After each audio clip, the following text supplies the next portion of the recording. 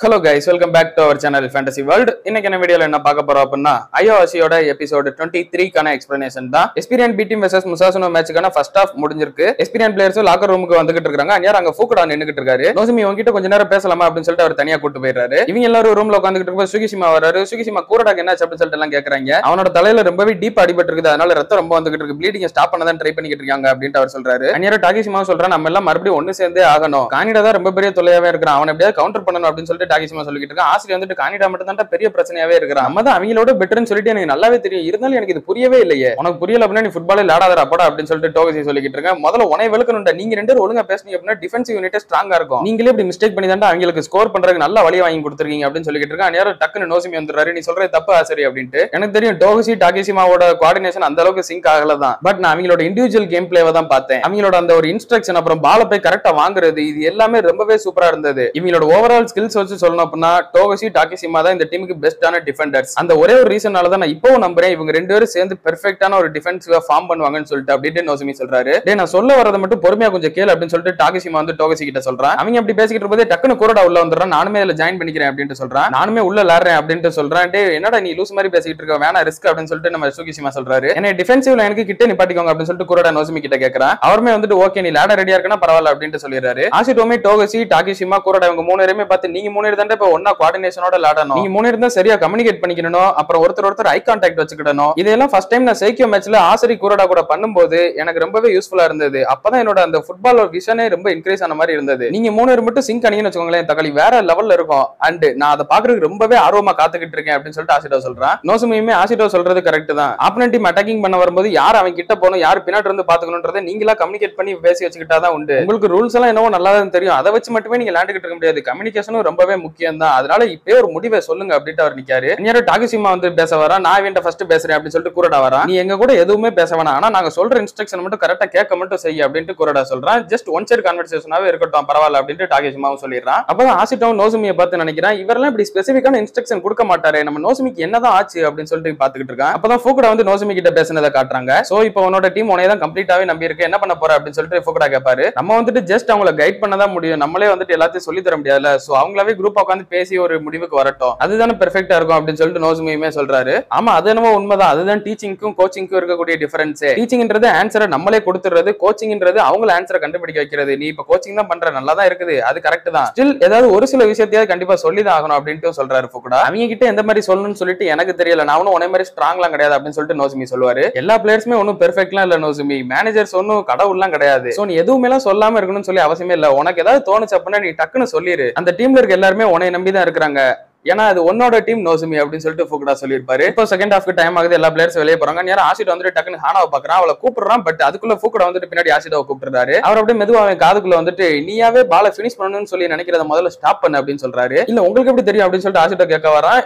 உன்னோட டேலண்ட் இந்த மாதிரி யூஸ் பண்ணக்கூடாது ராஜா அப்படின்னு சொல்லிட்டு அவர் சொல்றாரு. அப்படின்னா இப்ப நீ ஸ்கோர் பண்ணக்கூடாதுன்னு சொல்ல வரீங்க. அதானே நான் உன்னை ஸ்கோர் பண்ண கூடாதுன்னு எல்லாம் சொல்ல வரல. ஃபுல் பேக் சப்போஸ் ஒரு சிச்சுவேஷனுக்கு அமைஞ்சா ஸ்கோர் பண்ணலாம் தப்பு இல்ல. ஆனா இங்க உன்னை சுத்தி மத்த பிளேயர்ஸ் எல்லாருமே இருக்காங்க. நீ போய் லாஸ்ட் பினிஷ் பண்ணிக்கிட்டு இருந்த அப்படின்னா அது டீமோட ஃபார்மேஷனே கெடுத்து விடும். ஆசிட்டோ இதெல்லாம் கேட்டுட்டு சரி எனக்கு புரியுது ஓகே அப்படின்னு சொல்லிடுறான். அப்புறம் நீ கேம்குள்ள இன்ஸ்ட்ரக்ஷன் கொடுக்குறது இந்த ஓட்டமும் டாசிபானா கூரடா இவங்க மூணு பேருக்கு மட்டும் தான் கொடுத்துக்கிட்டே இருக்கு. மத்தவங்களுக்கு எல்லாம் ஏன் கொடுக்க மாட்டேங்கிற அது ஒண்ணு அதை பாத்துக்கோ. அதுக்கப்புறமா டிஃபென்ஸ் எப்பவுமே டைட்டா இருந்தா மட்டும் நீ அஃபீல்டுக்கு போக பாரு. ஏன்னா வேர்ல்டு கிளாஸ் ஃபுட்பால் பிளேயர்ஸ் கூட டிஃபென்ஸ்ல ஹோல் இல்லாத டைம்ல தான் முன்னாடி போக பாப்பாங்க. அங்க பெரிய ஸ்பேஸ் எதையுமே விட்டுட்டு போயிடாத அப்படின்னு சொல்றாரு. சரி அதெல்லாம் இருக்கட்டும். நீ வேர்ல்டு ஸ்டேஜுக்கு கூட்டு போவேன்னு சொன்னீங்க. அப்புறம் நீங்க சொன்ன மாதிரி இப்போ ஒருவேளை நான் டிஃபெண்டர் ஆயிட்டேன் அப்படின்னா ஃபார்வர்ட் ஆகணும் அப்படின்ற ஒரு ஹோப்பே கம்ப்ளீட்டா விட்டுறணும். அப்புறம் இந்த மாதிரி நீங்க சொல்ற அட்வைஸ் நான் கேட்டுக்கிட்டு இருந்தா நான் வேர்ல்டு ஸ்டேஜுக்கு போயிருவேனா அப்படின்னு சொல்லிட்டு கேட்கறேன். அது என் கையில இல்லப்பா எல்லாம் மேல இருக்கவே பாத்துக்கிடுவான். ஆனா ஒரு மேனேஜர் எங்கிறதெல்லாம் அந்த ஒரு பிளேயர் அவனோட இமேஜினேஷனுக்கும் விட அதிகமா இம்ப்ரூவ் ஆகணும். சோ என்னோட இமேஜினேஷனை விட நீ அதிகமா போகணும். அப்பதான் நீ வேர்ல்டு ஸ்டேஜுக்கு போக முடியும். அதுதான் அவனோட டாப் பிரையாரிட்டியா இருக்கணும். அண்ட் எனக்கு உன் மேல நம்பிக்கை இருக்கு நீ அதை பண்ணுவேன்னு சொல்லிட்டு அப்படின்னு சொல்றாரு. அப்படியே ஆசிட் அவர்கிட்ட பேசிட்டு முன்னாடி நடந்து போய்கிட்டு இருக்கான். இப்பவுமே ஹானா அவன்ட்டு எதுவும் பேச மாட்டேங்கிறா. அவனுமே அவகிட்ட வந்துட்டு ஏதாவது ஃபேன்கள் மாதிரியாவது சொல்லேமா ப்ளீஸ் ஒரு வார்த்தையாவது பேசுறேன் அப்படின்னு சொல்லிட்டு கேட்கறான். அவளுமே சரி உன்னோட பெஸ்ட்டை கொடு தோத்துறாம விளையாடு உன்னோட லிமிட்டுக்கு ஏத்த மாதிரி ஃபைட் பண்ணு அப்படின்னு சொல்லி அனுப்புறா. இப்ப ஃபீல்டுக்குள்ள வந்து முசாசினோ டீம் பிளான் பண்ணிட்டு இருக்காங்க. பால் எங்க இருந்தாலும் பரவாயில்ல எனக்கு மட்டும் கொடுங்க, இப்ப அதான் பெஸ்டான ஆப்ஷன் அப்படின்னு சொல்லிட்டு கானிடா சொல்றான். எல்லாருமே கானிடா சொல்றதை கேளுங்க, கானிடாக்கே பால கொடுங்க அப்படின்னு சொல்லிட்டு அவங்களோட கேப்டனுமே சொல்றான். அவங்க அப்படி பேசிட்டு திரும்பி பாக்குறாங்க, பார்த்தா நம்ம எஸ்பிரியன் டீம் பிளேயர்ஸ்லாம் அப்படியே கொலவெறியோட காத்துக்கிட்டு இருக்காங்க. இப்ப மேட்ச்மே ஸ்டார்ட் ஆகுது. பால் ஆப்போனன்ட் டீம் பிளேயர்ஸ் கொண்டு வந்துட்டு இருக்காங்க. நேரம் டோகஷி டாகஷிமா பத்தி நினைக்கிறேன். இந்த முட்டாப்பைய டாகஷிமா கிட்ட ரொம்பவே இன்கிரெடிபிளான டிஃபென்சிவ் ஸ்கில்ஸ் எல்லாம் இருக்கதான் செய்யுது. அவங்க கிட்ட ரொம்பவே அதிகமான சென்சஸ்மே இருக்குது. கரெக்டா பால் டிஸ்டன்ஸ்ல சூப்பராவே ஃபாலோ பண்ணுவான். அண்ட் எந்த ஒரு பிளேயரா இருந்தாலும் அவன் மேல அழகாவே சூப்பரா பிரஷரை திணிக்கக்கூடிய ஒரு ஆளும் கூட. அதே மாதிரி தான் டாகிஷிமா இப்போ ஒரு பிளேயருக்கு பண்ணிக்கிட்டு இருக்கான். அந்த பிளேயருமே வந்துட்டு வேற வழி இல்லாம பால கானிடா கிட்ட தரான். டாகிஷிமா அவனை பிரஷர் பண்றதுல அவனுக்கு வேற வழியே கிடையாது. பால கானிடாக்கு தான் பாஸ் பண்ணுவான் அப்படின்னு சொல்லிட்டு கரெக்டா டோகஷி அங்க போயிடுறான். போதுமாடா சாமி, நீ சொன்ன மாதிரியே பண்ணிட்டு அப்படின்னு சொல்லிட்டு பால டோகஷி வாங்கிட்டு கொண்டு போறான். அந்த பால அவன் அப்படியே குரடாக்கு இப்ப பாஸ் பண்ணி விட்டுறான். அடுத்து டோகஷி போய் டாகிஷிமா கிட்ட டைரக்டாவே பேசுறான். எனக்கு உண்மையை சொல்லணும் அப்படின்னா உன்னோட கட்ஸ் எல்லாம் சுத்தமாவே பிடிக்காதுடா. ஆனா இந்த டீமுக்குள்ள பாக்குறப்ப நீ பெஸ்டான பிளேயர் தான். பெர்ஃபெக்டான டைமிங் ஹேண்டில் பண்றது, ஆப்போனன்ட் பிளேயர் கிட்ட அருமையான பிரஷர் போடுறது,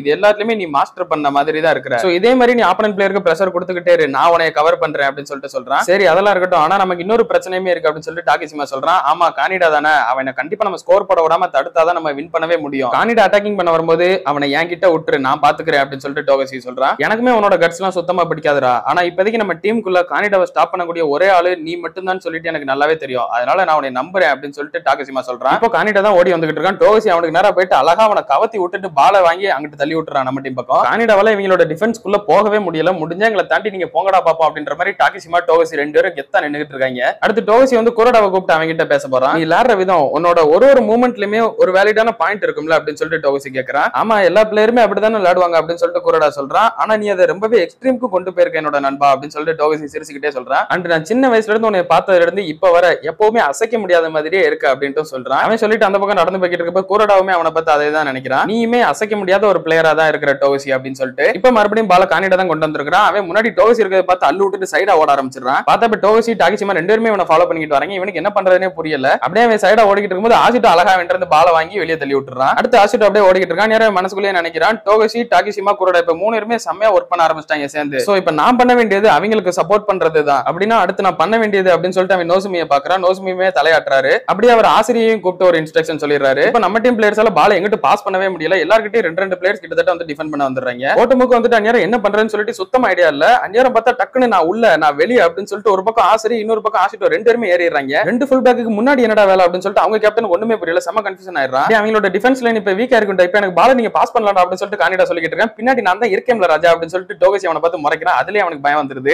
இந்த ஃபீல்ட இங்க வந்து பார்த்து எவ்வளவு நாள் ஆச்சியா, இப்பதான் சூப்பரான ஒரு ஃபீலா இருக்கு அப்படின்னு சொல்லிட்டு ஆசிட்டோ சந்தோஷப்படுறான். நான் போயிட்டு அந்த ஆசிட்டோ பையில மார்க் பண்றேன், இங்கே இரு அப்படின்னு சொல்லிட்டு நாக்க நோட் அவங்க கேப்டன் சொல்லிட்டு ஆசிட்டோ மார்க் பண்ண போறான். அப்ப ஆசிட்டோக்கு அவனோட ஈகிள் ஐ ஓபன் ஆகுது. இந்த வாட்டி இன்னுமே இது கிளியரா தெரியுது. இதுக்கு முன்னாடி நடந்த அந்த சைக்கியோ மேட்சை விட இப்ப பாக்குறதுக்கு எனக்கு ரொம்பவே கிளியரா இருக்கு அப்படின்னு சொல்லிட்டு ஆசிட்டோக்கு தோணுது. ஒரு ஃபுல் பேக் பிளானே இல்லாம முன்னாடி வந்தா என்னெல்லாம் ஆகும்னு சொல்லிட்டு இந்த பையலுக்கு நான் புரிய வச்சே ஆகணும் அப்படின்னு சொல்லிட்டு அவங்க கேப்டன் செம கொலவெறியோட அவனை பாத்துக்கிட்டு இருக்கான். ஃபுகுடாவுமே நினைக்கிறாரு இவங்க எல்லாருமே அந்த சைக்கியோ மேட்ச்ல விளையாண்டதை விட ரொம்பவே சூப்பரா தான் விளையாண்டுகிட்டு இருக்காங்க. அப்படியே அவர் ஆசிட்டோ பார்த்து உன்னோட உள்ளுணர்வு என்ன சொல்லுதோ அதை மட்டும் ஃபாலோ பண்ணு அப்படின்னு சொல்லிட்டு சத்தமா சொல்றாரு. ஏ மூட்டோ நீ தாண்டா அவனோட நம்பர் 33 ஃபாலோ பண்ணணும், அவனை ஃபாலோ பண்ணாம என்ன பண்ணிட்டு இருக்க அப்படின்னு சொல்லிட்டு உங்களோட கோச் அவனை கத்திக்கிட்டு இருக்காரு. ஆசிட்டோ டாச் பண்ணா ரெண்டு பேருமே சூப்பரா ஓடிக்கிட்டு இருக்காங்க. இப்ப ரெண்டு பேரும் யாருக்கு பாஸ் பண்றது அப்படின்னு சொல்லிட்டு ஓட்டம் ஒண்ணும் புரியாம இருக்கான். அவன் அப்படியே ஆசிட்டோவை பாக்குறான். எனக்கு இன்னும் ஆசிட்டோ கொடுத்தா கரெக்டா இருக்குன்னு சொல்லிட்டு தோணுது அப்படின்னு சொல்லிட்டு ஆசிட்டோக்கு தான் கொடுக்க ட்ரை பண்றான். பட் ஆசிட்டோ வந்து கையை வேற பக்கம் வச்சிருக்கான். இவன் எதுக்கு இப்ப இந்த பக்கம் ஓடிக்கிட்டு இருக்கான், இவன் என்னதான் ட்ரை பண்றான் அப்படின்னு சொல்லிட்டு அவங்களோட கேப்டன் ஒண்ணும் புரியாம ஆசிட்டோ பின்னாடி ஓடி வந்துகிட்டு இருக்கான். நேரம் பார்த்தா டக்குன்னு இந்த பக்கம் ஆசிரியர் அவனை கிராஸ் பண்ணி போறான். ஓட்டம் வந்துட்டு பால ஆசிரியருக்கு கொடுத்துறான். ஆசிரியர் இந்த வாட்டி அடிக்க விட மாட்டேன் அப்படின்னு சொல்லிட்டு அந்த டிஃபெண்டர் ஓடி வர்றான். ஆனா ஆசிரியர் டக்குன்னு அதுக்குள்ள ஓட்டம் மட்டும் திரும்பவே கொடுத்துறான். சோ ஓட்டமுமே அப்படியே கோல் கிட்ட போயிட்டா இப்ப டிஃபெண்டர்ஸ் யாருமே இல்ல,